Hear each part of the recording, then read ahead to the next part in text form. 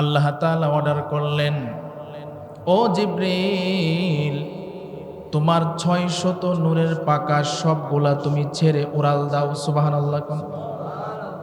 জিবরিল আলাইহিস সালাতু সালাম আসমান থেকে যখন তিনি জমিনের দিকে উড়াল দিলেন, টান মারলেন, দেখে ইব্রাহিম আলাইহিস সালাতু সালাম ছুরি চালানো শুরু করে দিয়েছে। জিবরিল আলাইহিস সালাতু সালাম ইব্রাহিম আলাইহিস সালাতু সালামের মনোযোগটা যেন অন্যদিকে যায়, এই জন্য তিনি আসার পথে তিনি তখন বলতে শুরু করলেন, আল্লাহু আকবার, আল্লাহু আকবার। এই তাকবীরের আওয়াজ তিনি দিলেন। ইব্রাহিম আলাইহিস সালাতু সালামের কানের মধ্যে যখন এই আওয়াজটা গেল, আল্লাহ বড়, আল্লাহ বড়। তিনি যেহেতু আল্লাহর বন্ধু ইব্রাহিম খলিলুল্লাহ, দেখবেন বন্ধুর নাম যখন কোনো বন্ধুর সামনে নেওয়া হয় অন্তরের মধ্যে অন্যরকম একটা প্রশান্তি পায়। যখন জিবরিল আল্লাহু আকবার, আল্লাহু আকবার বলে চিৎকার দিয়েছে, ইব্রাহিম আলাইহিস সালাতু সালামের মনটা তখন ওই দিকে চলে গেছে। তিনিও তখন জমিন থেকে উত্তর দিয়েছে, আওয়াজ দিয়েছে, লা ইলাহা ইল্লাল্লাহু আল্লাহু আকবার। এতটুকু ইব্রাহিম আলাইহিস সালাতু সালাম যখন বলেছে, তখন তার সন্তান ইসমাঈল আলাইহিস সালাতু সালামের পরে বলে, আল্লাহু আকবার ওয়ালিল্লাহিল হামদ। এই যে তিনজন ব্যক্তির কথাগুলো আল্লাহর কাছে এত প্রিয় হয়েছে রে ভাই, আল্লাহ তখন সিস্টেম করে দিয়েছে। আলহামদুলিল্লাহ, আল্লাহ পাকের দরবারে লাখো কোটি শুকরিয়া যে মহান রব্বুল আলামিন আমাদেরকে ভালোবেসে মহব্বত করে, আদর করে, মায়া করে পবিত্র জুমার দিনে মসজিদে আসার, বসার এবং কোরআন হাদিসের আলোকে কিছু কথা আমাকে বলার, আপনাদেরকে কিছু কথা শুনবার তৌফিক দান করেছেন। এই জন্য সকলেই শুকরিয়া আদায় করি, বলি আলহামদুলিল্লাহ। শুকরিয়া আদায় করলে খুশি হন কে? আল্লাহ। আজকে আমাদের মতো কত মানুষ এই টাইমে, এই সময়ে চুরি করতেছে, জিনা করতেছে, ব্যভিচারে লিপ্ত আছে না নাই? আমাদের মতো কত মানুষ রাস্তা ঘাটে ঘোরাফেরা করতেছে। আমাদের মতো কত মানুষ হসপিটালের বেডের মধ্যে শুয়ে আছে। আমাদের মতো কত মানুষ আজকে বিদায় হয়ে গেছে দুনিয়া থেকে। আল্লাহ রাব্বুল আলামিন আমাদেরকে দয়া মায়া করে আল্লাহর ঘর মসজিদে আনছেন, এই জন্য আমরা আবারও শুকরিয়া আদায় করি, বলি আলহামদুলিল্লাহ। মুহতারাম হাজিরিন, আমরা যে কয়জনই এখানে আসছি, আল্লাহর দয়া ছাড়া কেউ আগে আগে আসতে পারে না। গভীর মনোযোগ দিয়া কথাগুলো বোঝার চেষ্টা করব। আল্লাহ রাব্বুল আলামিন আমাদের উপরে কুরবানিকে ওয়াজিব করেছেন। এই ওয়াজিব করাটা, এটা আল্লাহ তাআলার মেহেরবানি। যারা ধনী, নেশা পরিমাণ মালের মালিক, তাদের উপরে ওয়াজিব। এখন আল্লাহ যদি আপনাকে আমাকে ধনী না বানাইতেন, টাকা পয়সা না দিতেন, নেশা পরিমাণ মালের মালিক না বানাইতেন, আমাদের চলাফেরা কষ্ট হইতো কি হইতো না? কষ্ট হইতো। তো আল্লাহ যেহেতু আমাদেরকে দয়া করে সম্পদ দিছেন, টাকা পয়সা দিছেন, তো আল্লাহ বলছেন, আমার সম্পদ আমি আল্লাহর রাস্তায় খরচ করো। আমি আল্লাহ তাআলার হুকুম আহকাম যেইভাবে আছে এইভাবে তোমার জীবনকে তুমি পরিচালনা করো। এটাই হচ্ছে সবচাইতে বুদ্ধিমানের কাজ। আমরা যে বিগত যে জুমাগুলোতে আলোচনা শুনেছি, ওই জুমাগুলিতে আলোচনা শুনে আমরা কতটুকু বুঝতে পেরেছি ইব্রাহিম আলাইহিস সালাতু সালাম এবং ইসমাঈল আলাইহিস সালাতু সালামের যে কুরবানি, সেটা আসলে কি ছিল, এটা থেকে শিক্ষা কি, এটা আমাদের বুঝতে হবে। আল্লাহ তাআলা ইব্রাহিম আলাইহিস সালাতু ওয়াস সালামকে আদেশ দিয়েছেন বাস্তবে না, স্বপ্নে যুগে। একটা মানুষ স্বপ্নে দেখছে, তার স্বপ্ন দেখাটা এরকমও হইতে পারে, স্বপ্নে দেখছে, এটা আবার কি করব। আল্লাহ তাআলা স্বপ্নে তাদেরকে দেখাইছেন ইব্রাহিম আলাইহিস সালাতু ওয়াস সালামকে। ফালাম্মা বালাগা মাআহুস সা'য়া, তিনি স্বপ্নে দেখলেন, ক্বালা ইয়া বুনাইয়া ইন্নী আযবাহুক, তার সন্তানকে জবাই করা হচ্ছে। স্বপ্নে দেখার পরে তিনি এটা বাস্তবায়ন করলেন, এটার কারণটা কি এবং এতে আল্লাহ কেমন খুশি হয়েছেন। আল্লাহ তাআলা বলেন, ফালাম্মা আসলামা ওয়া তাল্লাহু লিল জাবিন, আল্লাহ তাআলা বলতেছেন যে আমার পয়গম্বর ইব্রাহিম আলাইহিস সালাতু ওয়াস সালাম, আমি তাকে দেখাইছি স্বপ্নে, কিন্তু সে এটা বাস্তবায়ন করেছে।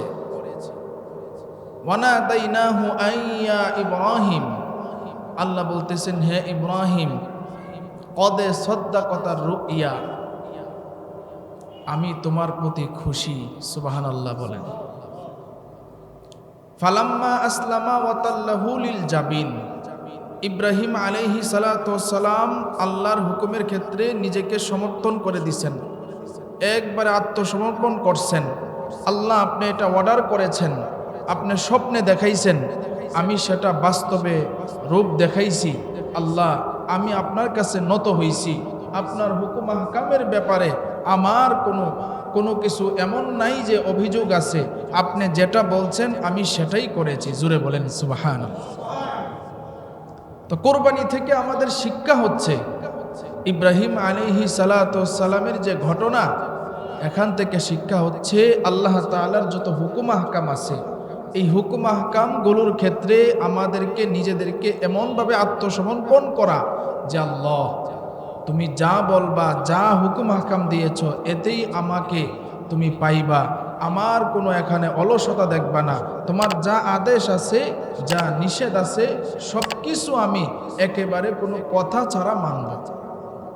কোরবানি থেকে আমাদের এটাই শিক্ষা, কোরবানি থেকে আমাদের এটাই শিক্ষা। এরপরে আল্লাহ তাআলা কোরবানি দেওয়ার কিছু হিকমত আছে, এর মধ্যে একটা হিকমত হচ্ছে যে আল্লাহ যে ধন সম্পদ আমাদেরকে দিয়েছেন, এই ধন সম্পদ শুদ্ধ ও শুদ্ধর একটা ব্যাপার আছে। যেমন জাকাত দিলে মাল পবিত্র হয়, আর কোরবানি দিলেও আল্লাহ তাআলা মাল সম্পদকে পবিত্র করে দেয়। সুবহানাল্লাহ। অনেক মানুষ কোরবানি দেয় না, যাদের উপরে কোরবানি ওয়াজিব ছিল, এরপরেও কোরবানি দেয় না, তাদের মাল তো শুদ্ধ হবেই না, বরঞ্চ তাদের উপরে আল্লাহর নারাজি রয়ে গেল, আল্লাহ তাদের প্রতি খুশি না, বেজার। এজন্য কোরবানি দেওয়ার আরেকটা হিকমত হচ্ছে, আমরা যেহেতু মুসলমানের বিপক্ষে, ইসলামের বিপক্ষে, কোরআনের বিপক্ষে অনেক কাফের বেঈমান দাঁড়ায় গেছে, তো তাদের বিরুদ্ধে আমাদের যুদ্ধ করতে হবে, জিহাদের ময়দানে নামতে হবে। কোরবানির আরেকটা শিক্ষা হচ্ছে এই যে রক্ত প্রবাহিত হয়, এই রক্ত প্রবাহিত হওয়াটা যেন মুসলমান দেখে এখান থেকে শিক্ষা গ্রহণ করতে পারে। যুদ্ধের ময়দানে যখন কাফেরদের বিপক্ষে মুসলমানরা লড়াই করবে, তখন যেন তারা রক্ত দেখে তাদের হুঁশ হারায় না ফেলে, অজ্ঞান না হয়। এই জন্য আল্লাহ রক্ত প্রবাহিত করায়া মুসলমানদেরকে প্রস্তুত করতেছে যে ইসলামের বিপক্ষেই যারা থাকবে তাদের বিরুদ্ধে তোমরা দাঁড়াইবা এবং যুদ্ধ করবা। জুড়ে বলেন সুবহানাল্লাহ। কুরবানির আরেকটা হিকমত হচ্ছে, দেখবেন ভারতে, ইন্ডিয়ায় অথবা বিভিন্ন জায়গায় যেখানে হিন্দুর সংখ্যা বেশি অথবা অন্য অন্য ধর্ম অবলম্বী যারা আছে, তারা পশু পূজা করে। কথা ঠিক না বেঠিক? পশু পাখির পূজা করে কি করে না? করে। যেমন ইন্ডিয়ায় গরুকে তারা মা বলে, দেবী বলে, এই গরুর পেশাব তারা পান করে, এরপরে চিন্তা করে যে এটা তাদের রোগ বালাই দূর করে, তাদের যত সমস্যা আছে সমাধান করে। আল্লাহ তাআলা মুসলমানদেরকে কুরবানি দিয়ে এটা বুঝাইছেন যে এখান থেকে শিক্ষা নাও, কোনো পশু, কোনো জানোয়ার সেটা দেবতা হইতে পারে না। কারণ পশু জানোয়ার যত কিছু মাখলুকাত আল্লাহ সৃষ্টি করছেন সব কিছু হচ্ছে আমাদের গোলাম, তারা আমাদের মনিব না। আল্লাহ তাআলা হচ্ছেন আমাদের রব, আমাদের প্রতিপালক। আর যত মাখলুকাত আছে সব হচ্ছে আমাদের গোলাম, আমাদের খেদমত করার জন্য আল্লাহ বানাইছেন। আর আল্লাহ শুধুমাত্র মানুষ এবং জিনকে বানাইছেন একমাত্র আল্লাহর ইবাদত করার জন্য। এই জন্য একটা হিকমত হচ্ছে এটা, যারা শিরিক করতেছে, যারা শিরিক করে, জানোয়ারের পূজা করে, জীব জানোয়ারের পূজা করে, এদের থেকে শিক্ষা দেওয়া এদেরকে যে তোমরা জীব জানোয়ারের পূজা করো না, এটা আমাদের খেদমতের জন্য আল্লাহ বানাইছে। কুরবানির থেকে এটাও একটা হিকমত। এই যে জিলহজ মাসের প্রথম 10 দিন, এর মধ্যে এই যে আজকে ফজর থেকে 9 জিলহজ, ফজর থেকে 13 তারিখ আসর পর্যন্ত যে আমরা তাকবীরে তাশরিক অর্থাৎ আল্লাহু আকবার, আল্লাহু আকবার, লা ইলাহা ইল্লাল্লাহ, আল্লাহু আকবার, আল্লাহু আকবার ওয়ালিল্লাহিল হামদ, এই তাকবীরগুলা পাঠ করি। এই তাকবীরগুলা কিভাবে আসলো? তাকবীর তাশরিক যে আমরা পাঠ করি এটা কিভাবে আসলো? হযরত ইব্রাহিম আলাইহিস সালাতু ওয়াস সালাম যখন ইসমাঈল আলাইহিস সালাতু ওয়াস সালামকে মাটিতে শোয়ায়া ফেলছেন, ছুরিও হাতে নিছেন, বিসমিল্লাহি আল্লাহু আকবার বলে ছুরি চালানো শুরু করবেন, তখন আপনারা ঘটনা শুনছেন যে আল্লাহ জিবরিল আলাইহিস সালাতু ওয়াস সালামকে অর্ডার করেছেন, জিবরিল তুমি তাড়াতাড়ি যাও, জান্নাত থেকে একটি দুম্বা এবং আরেকটি লোহার টুকরা নিয়ে যাও, নিয়া আমার বন্ধুর ছুরির নিচে তুমি দিয়ে দাও, আর আমার বন্ধুর সন্তান ইসমাইলকে তুমি দূরে সরাইয়া দাও।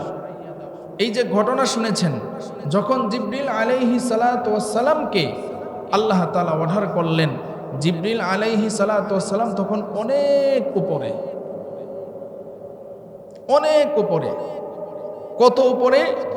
তিনি ছিলেন সিদরাতুল মুনতাহায়, অর্থাৎ জমিন থেকে আসমান পর্যন্ত 1000 বছরের রাস্তা। এরকম 7টা আসমান, এই 7 আসমান পর্যন্ত যদি কেউ যাইতে চায় 7000 বছরের রাস্তা। এরপরে আবার 7ম আসমান থেকে আপনার সিদরাতুল মুনতাহা আবার 7000 বছরের রাস্তা। তাহলে মোট হইল কত হাজার বছরের রাস্তা? 14000 বছরের রাস্তা। এত উপরে জিবরিল, এত উপর থেকে আবার এরপরে আবার জান্নাতের সীমানা হচ্ছে সিদরাতুল মুনতাহা। এই জান্নাতের সীমানা থেকে জান্নাতের ভিতরে ঢুকবে, আবার জান্নাত থেকে দুম্বা নিয়ে লোহার টুকরা নিয়ে জমিনে আসবে। এর মধ্যে আবার জমিনের মধ্যে ইব্রাহিম আলাইহিস সালাতু ওয়াস সালাম ছুরি চালানোর ব্যবস্থা করে ফেলেছে। কত উপরে আর সময় কত কম। এখন এই কম সময়ের মধ্যে জিবরিল কিভাবে আসবে?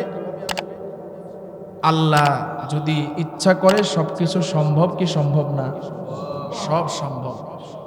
আল্লাহ তাআলা অর্ডার করলেন, ও জিবরিল তোমার 600 নূরের পাকা সবগুলা তুমি ছেড়ে উড়াল দাও। সুবহানাল্লাহ। জিবরিল আলাইহিস সালাতু ওয়াস সালাম আসমান থেকে যখন তিনি জমিনের দিকে উড়াল দিলেন, টান মারলেন, দেখে ইব্রাহিম আলাইহিস সালাতু ওয়াস সালাম ছুরি চালানো শুরু করে দিয়েছে। জিবরিল আলাইহিস সালাতু ওয়াস সালাম ইব্রাহিম আলাইহিস সালাতু ওয়াস সালামের মনোযোগটা যেন অন্যদিকে যায়, এই জন্য তিনি আসার পথে তিনি তখন বলতে শুরু করলেন, আল্লাহু আকবার, আল্লাহু আকবার। এই তাকবীরের আওয়াজ তিনি দিলেন। ইব্রাহিম আলাইহিস সালাতু ওয়াস সালামের কানের মধ্যে যখন এই আওয়াজটা গেল, আল্লাহ বড়, আল্লাহ বড়, তিনি যেহেতু আল্লাহর বন্ধু ইব্রাহিম খলিলুল্লাহ, দেখবেন বন্ধুর নাম যখন কোনো বন্ধুর সামনে নেওয়া হয় অন্তরের মধ্যে অন্যরকম একটা প্রশান্তি পায়। যখন জিব্রাইল আল্লাহু আকবার আল্লাহু আকবার বলে চিৎকার দিয়েছে, ইব্রাহিম আলাইহিস সালাতু ওয়াস সালামের মনটা তখন ওই দিকে চলে গেছে। তিনিও তখন জমিন থেকে উত্তর দিয়েছে, আওয়াজ দিয়েছে, লা ইলাহা ইল্লাল্লাহু আল্লাহু আকবার। এতটুকু ইব্রাহিম আলাইহিস সালাতু ওয়াস সালাম যখন বলেছে, তখন তার সন্তান ইসমাঈল আলাইহিস সালাতু ওয়াস সালামের পরে বলে আল্লাহু আকবার ওয়ালিল্লাহিল হামদ। এই যে তিনজন ব্যক্তির কথাগুলো আল্লাহর কাছে এত প্রিয় হয়েছে রে ভাই, আল্লাহ তখন সিস্টেম করে দিয়েছে 9 জিলহজ থেকে 13 জিলহজ আসরের নামাজ পর্যন্ত এই তাকবীরগুলা আমার বান্দারা কিয়ামত পর্যন্ত পড়তে থাকবে। একজন ফেরেশতার আওয়াজ, দুইজন নবীর আওয়াজ আল্লাহর কাছে এতটাই প্রিয় হয়েছে, তাকবীরগুলা শুধু যে 9 জিলহজ থেকে 13 জিলহজ পর্যন্ত পড়বে তা না, প্রথম জিলহজ মাসের 10 দিনের মধ্যে এটাও আল্লাহ তাআলা নবীর মাধ্যমে জানায়া দিয়েছেন যে আমার বান্দাগুলি তাকবীর, তাহমিদ এবং তাহলিল এই তিনটা বাক্য আমার বান্দাগুলি বেশি বেশি আকারে যেখানেই থাকবে আমার বান্দাগুলি পড়তে থাকবে। তাকবীর হচ্ছে আল্লাহু আকবার আল্লাহু আকবার, লা ইলাহা ইল্লাল্লাহু আল্লাহু আকবার আল্লাহু আকবার ওয়ালিল্লাহিল হামদ। এই সবগুলাকে বলা হয় তাকবীর, তাহলিল এবং তাহমিদ। এই বিষয়গুলাকে বলা হয়। এই জন্য আল্লাহ রাসূল জানায়া দিয়েছেন জিলহজ মাসের প্রথম 10 দিনের মধ্যে তোমরা এইগুলা শুরু করে দিবা। আবার 9 জিলহজ ফজরের নামাজ থেকে 13 জিলহজ আসরের নামাজ পর্যন্ত তোমরা এই তাকবীরগুলা পুরুষ যারা আসো প্রত্যেক ফরজ নামাজের পরে একবার উচ্চ সুরে পড়তে হবে। সকলে আমার সাথে পড়েন আল্লাহু আকবার আল্লাহু আকবার, লা ইলাহা ইল্লাল্লাহু আল্লাহু আকবার আল্লাহু আকবার ওয়ালিল্লাহিল হামদ। আল্লাহু আকবার। দেখেন কত সুন্দর নিয়ম আল্লাহ করে দিয়েছেন। আল্লাহ তাআলা এই তিন ব্যক্তির কথাগুলোকে এত পছন্দ করেছেন, আল্লাহ নিয়ম করেছেন। এগুলাকে বলা হয় যে 9 জিলহজ থেকে 13 জিলহজ আসরের নামাজ পর্যন্ত আমরা যারা আছি পুরুষ, আমরা যেখানেই নামাজ পড়ি, যদি আমরা মসজিদে জামাতের সাথে পড়ি তাহলে মসজিদে জামাতের সাথে নামাজ শেষ হওয়ার পরে ইমামের সাথে আমরা এই তাকবীরগুলা কয়বার পড়ব? একবার। কয়বার? একবার। আমরা অনেকেই জানি 3 বার, না 3 বার বলা হয় নাই, বলা হয়েছে কয়বার? একবার। একবার পড়তে হবে। বাকি আপনি বেশি পড়তে পারেন কিন্তু 3 বার পড়ার নিয়ম না, নিয়ম হচ্ছে কয়বার? একবার। ফরজ নামাজের পরে পুরুষের জন্য উচ্চ সুরে, আপনারা এখানে যারা আছেন অনেক সময় দেখা যায় আস্তে আস্তে পড়েন, না না, পুরুষের জন্য নিয়ম হচ্ছে কিভাবে পড়তে হবে? বলেন কিভাবে পড়তে হবে? উচ্চ সুরে আওয়াজ দিয়ে, যেন একবারে মসজিদে এমন অবস্থা হয় যে কি যেন মসজিদের ভিতরে হচ্ছে, জোরে জোরে আওয়াজ দিয়ে এই তাকবীরে তাশরিক আমরা আদায় করব ইনশাআল্লাহ। মনে করেন জামাত পান নাই, আপনি পরবর্তীতে আইসা নামাজ পড়তেছেন একা একা, তখনও ফরজ নামাজের পরে আপনি 13 জিলহজ আসরের নামাজ পর্যন্ত একই নিয়ম। আপনি জামাত না পাইলেও একা একাও যদি নামাজ পড়েন কিংবা নামাজ কাজা হয়ে গেলেও আপনাকে ফরজ নামাজের পরে এই তাকবীরটা পড়তে হবে কয়বার? আস্তে না উচ্চ সুরে? উচ্চ সুরে। মা বোনেরা যারা শুনতেছেন কিংবা এখানে যারা আছেন আপনারা বাড়িতে মা বোনদেরকে বুঝাইয়া দিবেন, মা বোনদের জন্য নিয়ম হচ্ছে ফরজ নামাজের পরেই তারা আদায় করবে, তবে তাদের নিয়ম হচ্ছে নিম্ন সুরে। কিভাবে? নিম্ন সুরে, মানে আওয়াজ বেশি হবে না, যেন তারা নিজে নিজে শুনতে পারে, এতটুকু আওয়াজ দিয়া মহিলারা তাকবীরে তাশরিক আদায় করবে। এর থেকে দেখেন আল্লাহ তাআলা এখানে কি বুঝাইছেন, কারণ মহিলাদের কণ্ঠটাও হলো পর্দা। মহিলারা কোরআন তেলাওয়াত করবে আস্তে আস্তে, জিকির করবে আস্তে আস্তে, কথা বলবে আস্তে আস্তে, সব কিছু করবে আস্তে আস্তে। কিন্তু এখন মহিলাদের সব কিছু উল্টা হয়ে গেছে। দেখবেন মহিলারা এমনভাবে কথা বলে যে আপনার ঘরের ভিতরে কি কথা বলতেছে, রাস্তা দিয়ে যারা যায় এই কথাগুলো শুনতে পায়। কথা ঠিক না ঠিক বলেন?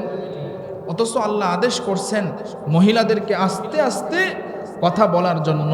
এই আমলটাও আল্লাহ তাআলা দেখেন আস্তে আস্তে করার জন্য বলছেন। এই জন্য এই তাকবীরে তাশরিক আল্লাহ তাআলা এই 3 ব্যক্তির আওয়াজকে পছন্দ করে আল্লাহ তাআলা আমাদেরকে নিয়ম করে দিয়েছেন। তাকবীরে তাশরিক আমরা সকলে আদায় করব তো ইনশাআল্লাহ। আর আজকে আলহামদুলিল্লাহ আমরা যারা রোজা রাখতে পেরেছি আল্লাহর কাছে শুকর, আমরা যেন শেষ পর্যন্ত রোজাটা সঠিকভাবে আদায় করতে পারি। বারবার আমি আর ফজিলত বলেছি, নবীজি বলেছেন 9 জিলহজ যে বান্দা বান্দিগুলা রোজা রাখবে তাদের এত ফজিলত 1 বছরের আগের এবং 1 বছরের পরের সমস্ত গুনাহ মাফ। চিন্তা করেন, এত বড় একটা সুসংবাদ, এত বড় একটা সুসংবাদ আল্লাহ তাআলা দিয়েছেন। তবে হ্যাঁ, কোনো কারণে যদি কারো মিস্টেক হয়, যেমন নিয়ত করছিলেন কিন্তু আপনি ঘুম থেকে উঠতে পারেন নাই, এমন হয়েছে কি হয় নাই বলেন? হয়। যে আমি নিয়ত করছি যে আজকে রোজাটা রাখবো, এমন অবস্থা হয়েছে যে আমি ঘুম থেকে সজাগ হই নাই, আজান পড়ে গেছে। নিয়তের মধ্যেও বরকত আছে। রাসূল বলেন যে আপনি নিয়ত করছেন রোজা রাখার, কিন্তু সঠিক টাইমে উঠতে পারেন নাই, আজান হয়ে গেছে, সাহারির টাইম শেষ হয়ে গেছে, তাহলেও আল্লাহ তাআলা আপনাকে রোজা রাখার সব দিয়ে দিবে। আর একটু জোরে কইতেন না সুবহানাল্লাহ? কি পরিমাণ সওয়াব! এই জন্য আমাদের কালকে হচ্ছে ঈদুল আজহা, অর্থাৎ কুরবানির ঈদ। এতে আমরা খুশি না বেজার? আরো জোরে বলেন, খুশি না বেজার? খুশি। কালকে আমাদের করণীয় কি, এই বিষয়গুলো খুব সঠিকভাবে বুঝব। কালকে আমাদের জন্য করণীয় হচ্ছে আমরা সকাল সকাল ঘুম থেকে জাগ্রত হব। সকাল সকাল ঘুম থেকে কি হব? জাগ্রত হব।